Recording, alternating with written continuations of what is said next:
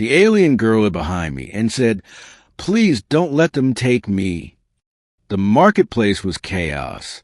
Shouts of merchants hawking wares mixed with the heavy footsteps of armored patrols. Smoke from cooking fires curled into the gray sky, and the air was thick with tension. Tension that only deepened when I felt a trembling hand clutch the back of my coat. I turned, startled, and saw her. She couldn't have been older than 16, tall and slender, with pale teal skin and faint silver markings running across her face. Her hair, a soft white, was tangled and dirty, her clothes torn as if she had been running for days. Wide, luminous eyes stared up at me in terror. "Please," she whispered, voice trembling. "Don't let them take me." The chase. Before I could even respond, I heard them, boots pounding the cobblestone streets, shouts echoing through the market. Armed men in black armor pushed through the crowd, scanning frantically. Hunters. She flinched at the sound, pressing closer to me, trying to vanish behind my frame. "Who are they?" I muttered, lowering my voice. Her lips trembled. "Slavers. They killed my family." "Please." Her fingers tightened on my coat. "Don't let them find me." I hesitated only a second. Maybe I should have walked away. Maybe it wasn't my problem. But the terror in her eyes, the way she clung to me as if I was the last barrier between her and oblivion, ignited something in me. "Stay behind me," I whispered. The confrontation. The hunters spotted us. 3 men in black armor strode forward, weapons drawn. The crowd scattered. "That one," the leader barked, pointing at the girl. "Hand her over, human." I raised my hand slightly, trying to look calm. "She's just a kid. What do you want with her?" "Not your concern. She's marked property of the Kirith Syndicate. Step aside." I glanced back at her. She was shaking so hard, I thought she might collapse. The silver markings on her skin glowed faintly, like veins of starlight. Whoever she wasn't ordinary. I turned back to them. "She doesn't look like property to me." The leader snarled. "Last warning. Move." I didn't move. The first strike came fast, a baton swinging toward my head. I ducked, caught the man's arm, and drove my elbow into his ribs. He grunted and stumbled back. The others rushed me. It was 3 against 1, but desperation made me fast. I grabbed a broken plank from a stall and swung hard, knocking one hunter's helmet clean off. The girl stayed behind me, crouched low, eyes wide with fear. A blade slashed my arm. Pain flared white-hot, but I held my ground. I wasn't going to let them touch her. Finally, after what felt like forever, one of them barked into a comm device. "Fall back. She's not worth it." They retreated into the crowd, disappearing as fast as they had appeared. My chest heaved. Blood dripped from my arm. The plank fell from my shaking hands. The escape. "Come on," I said, grabbing her hand. "We have to move."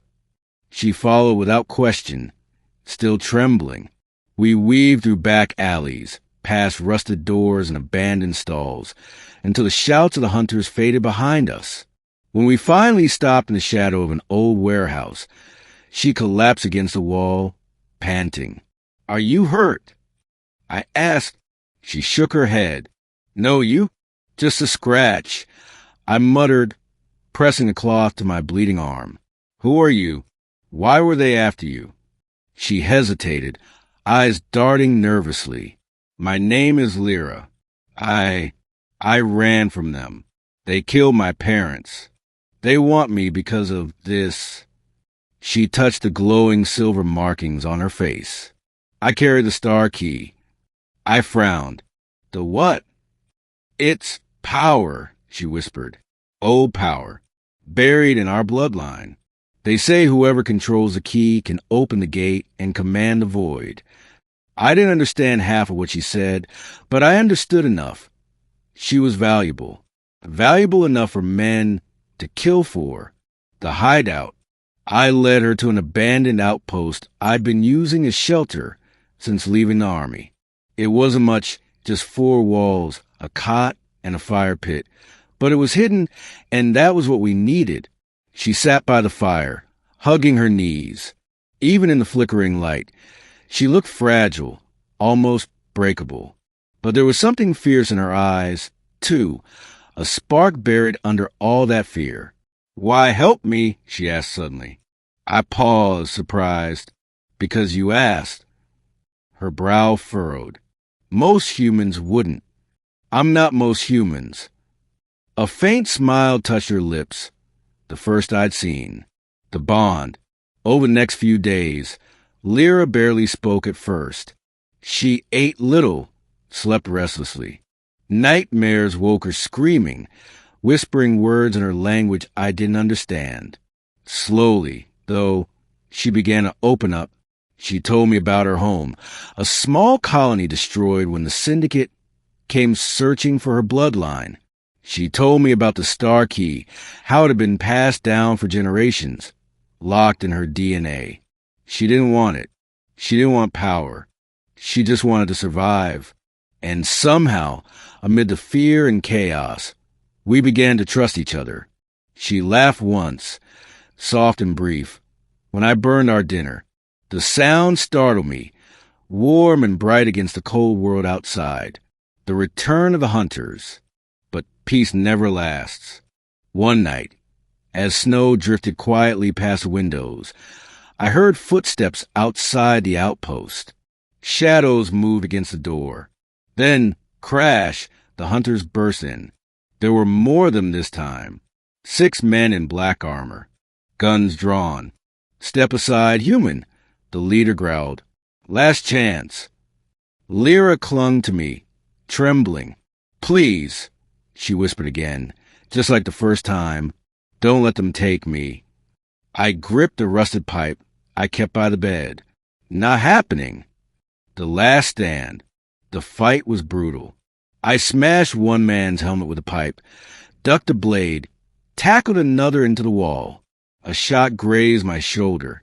I barely felt it through the adrenaline. "Run!" I shouted to Lyra, but she didn't run. She stood behind me, hands glowing with silver light, markings on her face blazing brighter than ever. "Close your eyes," she whispered. I did. A burst of light exploded through the room. A roar of energy shook the walls. When I opened my eyes, the hunters were gone, thrown back unconscious or fleeing.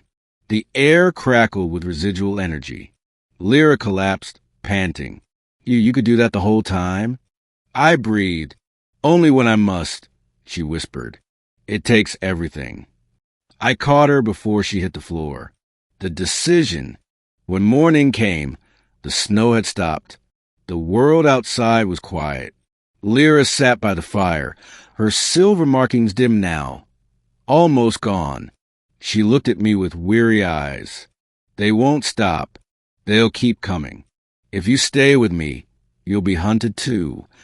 I thought about it, about the life I'd left behind, the war I no longer cared about, the emptiness I'd been living in.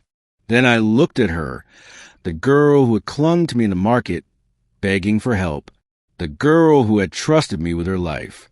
"I've been hunted before," I said quietly, "but I've never had someone worth protecting." She blinked, stunned. "You would stay." I smiled faintly. I already did. The road ahead. We left the outpost that night, heading deeper into the wild, away from cities and syndicate patrols. She walked beside me, still quiet, but her hand never let go of mine. The world was still dangerous.